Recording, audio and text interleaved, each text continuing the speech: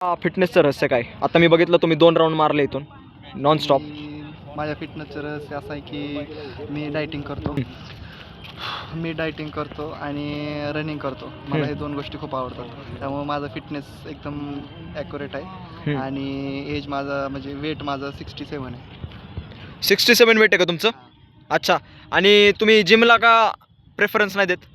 Gym मला आवडतच नाही मुळात, म्हणजे कारण त्याचा व्यायाम केल्यानं शरीर थोड्या दिवस थांबू म्हणजे फिटनेसमध्ये राहू शकतं, नंतर बंद केल्यानंतर आहे असं परत रिपीट होतं. फिटनेसबद्दल तुम्हाला काय टिप्स द्यायच्यात? फिटनेसमध्ये मला विचारायचं आहे की फिटनेस इम्पॉर्टंट आहे का डाएट इम्पॉर्टंट आहे? दोन्ही इम्पॉर्टंट आहे. अच्छा, किती इम्पॉर्टंट आहे?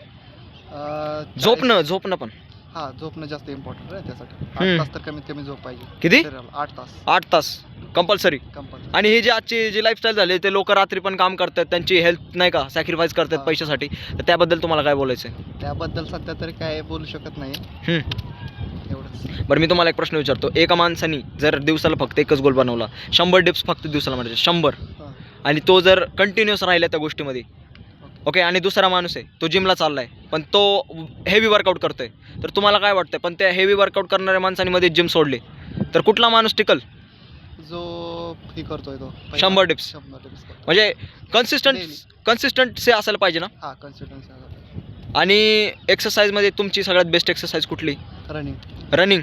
किती किलोमीटर पळता रोज? 5 किलोमीटर 5 किलोमीटर डेली. म्हणजे ह्या पूर्ण ग्राउंड तुम्ही 5 किलोमीटर. हां. इथून केवढं होईल 5 किलोमीटर तुमच्या ह्याच्यात? तसं काय सांगू शकत नाही, पण हा राऊंड पूर्ण 4 किलोमीटरचा आहे. अच्छा, 4 किलोमीटर म्हणजे तुम्ही 2 राऊंड मारता 5 किलोमीटरचे. हा राऊंड जर 4 किलोमीटर, मग तुम्ही 5 किलोमीटर कसं काय मारता? थोडं रनिंग म्हणजे चलत पळत. म्हणजे पाणी किती पिता तुम्ही? 5 लिटर पितो पाणी दिवसातून. अच्छा, तुमच्याकडे बाटली? बाटली आता मी पिऊनच आलो होतो पाणी. आता राऊंड झाल्यानंतर एकदा जायचं पाणी प्यायचं. ओके. तर मला अजून एक प्रश्न विचारायचा की आत्ताचे जे जनरेशन आहे ते पिझ्झा बर्गर खाऊन कसे झाले तुम्हाला पण माहिती आहे, तर त्यांनी काय करायला पाहिजे? त्यांनी डाएट फूड तर अगोदर सोडले पाहिजेत आणि जास्तीत जास्त व्यायाम वगैरे केला पाहिजे शरीरासाठी. आणि डिप्रेशनचं मेन रिझन काय? डिप्रेशनचं मेन रिझन जास्त ओव्हर थिंकिंग करणं. अच्छा, तुम्ही कुठलं गाणं ऐकता? पण मी कुठले पण ओल्ड सॉन्ग कुठले पण ऐकतो. काय वर्कआउटसाठी नाही. तुमचे असं काय पर्सनल सॉन्ग? नाही, पर्सनल सॉन्ग माझं एक पण नाही. अच्छा. आणि एकच फक्त लास्ट प्रश्न विचारतो, एकच.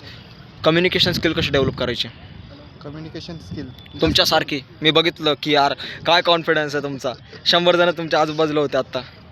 असं तसं काही नाही बरं का, पण तो एकमेकाला जास्तीत जास्त बोलणं म्हणजे डेव्हलप केलं पाहिजे जास्त.